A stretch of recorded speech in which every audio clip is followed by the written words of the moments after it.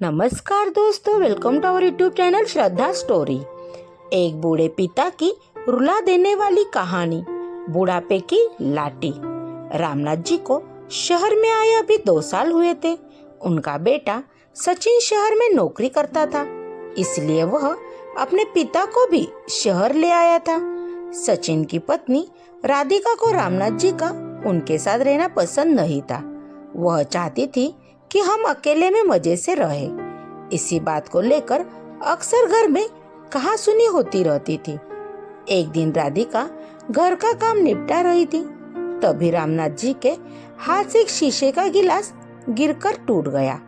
राधिका को बहुत गुस्सा आया। वह बोली, बाबूजी, आपको दिखाई नहीं देता कि मैं सारा दिन घर का काम करती रहती हूँ और आप नुकसान करते रहते हैं।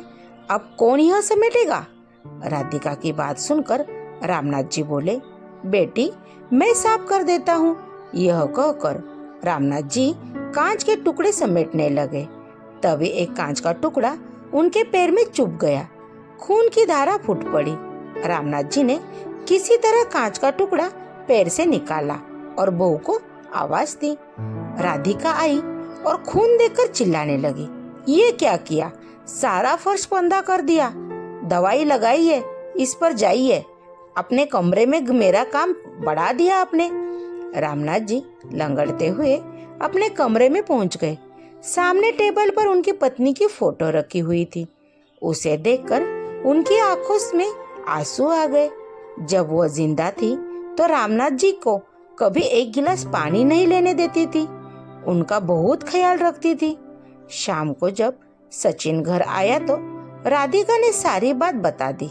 सचिन पापा के कमरे में गया और बोला, पापा, मुझे लगता है आपको यहाँ लाना ही नहीं चाहिए था। आप एक जगह चैन से बैठ नहीं सकते क्या? रामनाथ जी कुछ नहीं बोले, बस चुपचाप बैठे खड़े रहे। कुछ देर बड़बड़ाकर सचिन बाहर चला गया। रामनाथ जी कहीं अतीत में खो गए। जब सचिन पैदा हुआ था, उन्होंने पूरे गांव को दावत दी थी। उनकी पत्नी यशोदा ने बहुत लाड प्यार से सचिन को पाला। सचिन जब थोड़ा बड़ा हुआ तो रामनाथ जी उसे अपनी साइकिल पर बैठाकर स्कूल छोड़ने जाते थे। गांव से दूर बड़े से स्कूल में उसका दाखला करवाया था। दोपहर को खेत में काम करते करते हमेशा घड़ी देखते रहते थे। जैसे ही सचिन के छुट्टी का समय होता, उससे पहले ही स्कूल के गेट पर जा पहुंच जाते थे। सचिन को घर पर छोड़कर फिर साइकिल उठाकर भरी दोपहर में खेत पर जाते और रात तक मेहनत करते थे। सचिन जब 5वीं और 8वीं क्लास में आया तो एक दिन अपने पिता से बोला, पिताजी, आप मुझे स्कूल छोड़ने मत जाया करो। मेरे सारे दोस्त मजाक उड़ाते हैं। आप मुझे एक साइकिल दिलवा दो। यशोदा जी ने कहा, अच्छा, अपने बाप के साथ जाने में शर्म आती है? कोई साइकिल नहीं मिलेगी। जाना है तो पैदल जा। रामनाथ जी ने सचिन की बात को समझकर उसे साइकिल दिलवा दी। धीरे धीरे वो पढ़ लिख गया और शहर जाकर नौकरी करने लगा। रामनाथ जी से अब काम नहीं होता था। सचिन हर महीने कुछ पैसे भेज देता था। एक दिन सचिन गांव आया और उसने बताया कि उसने एक लड़की पसंद कर ली है। वो दोनों शादी करना चाहते हैं, लेकिन वह आप लोगों को शादी में नहीं बुला सकता। शहर की शादी में आप लोग सही नहीं रहोगे। यह सुनकर रामनाथ जी और यशोदा का दिल टूट गया। यशोदा ने तो कुछ ही दिन बाद बिस्तर पकड़ लिया। 2 महीने बाद सचिन राधिका को लेकर गांव आया, लेकिन एक ही दिन रुक गया। रुककर वापस जाने लगा। रामनाथ जी ने उससे कहा, बेटा, कुछ दिन रुक जा। शायद तेरी माँ की अंतिम घड़ी आने वाली है। कुछ दिन तुम लोग साथ रहोगे तो उसे अच्छा लगेगा। सचिन ने कहा, पिताजी, राधिका नहीं रुकेगी। उसे गांव पसंद नहीं आ रहा है। दोनों चले जाते हैं। कुछ दिन बाद यशोदा जी अपने बेटे को याद करते करते दम तोड़ देती है।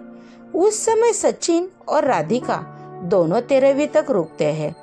फिर रिश्तेदारों के कहने पर सचिन अपने पिता को शहर ले आया, लेकिन अब दोनों उनसे परेशान हो चुके थे।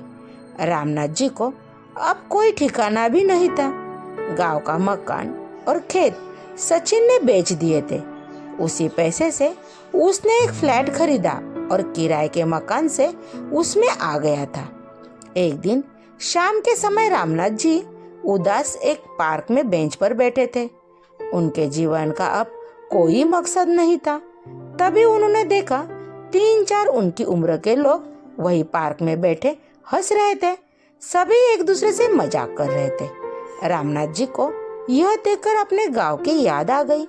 गांव को चौपाल पर वे भी गांव वालों के साथ अपने सुख दुख बांटते थे। इसी बीच किसी की आवाज से उनका ध्यान भटका। उन्होंने नजर उठाकर देखा तो उनमें से एक सज्जन उनके सामने खड़े था।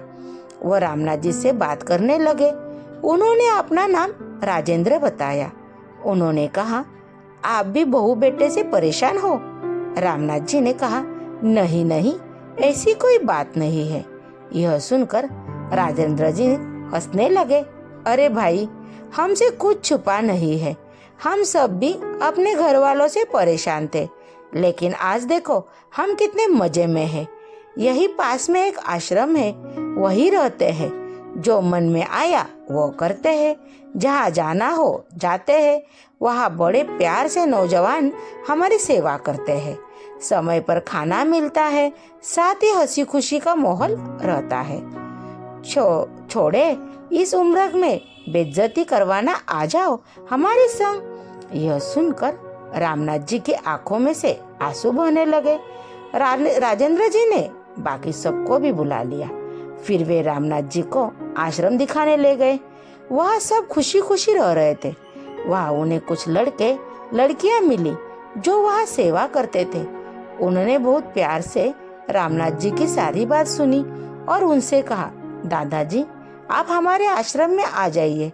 यहाँ हम आपकी इतनी सेवा करेंगे कि आप अपना दर्द भूल जाएंगे। रामनाथ जी के लिए यह सब बिल्कुल अलग था। गांव में तो ऐसा कुछ नहीं था। अगले दिन वे अपना सामान लेकर घर से चल दिए। उन्होंने सचिन और राधिका को कुछ नहीं बताया और आश्रम पहुंच गए। वहां जाते ही उनका स्वागत हुआ। अब वे वही रहते हैं। वहाँ उन्हें बहुत आदर सम्मान के साथ नाश्ता, खाना और पैसे भी मिलते थे। अब वे उस ग्रुप का हिस्सा थे जहाँ केवल खुशियाँ ही बांटी जाती है। Thank you. ये कहानी आपको कैसी लगी कमेंट बॉक्स में कमेंट करके बताइए। अपने दोस्तों में शेयर कीजिए। अगर आप इस चैनल पे नए हो तो चैनल को सब्सक्राइब कीजिए। धन्यवाद।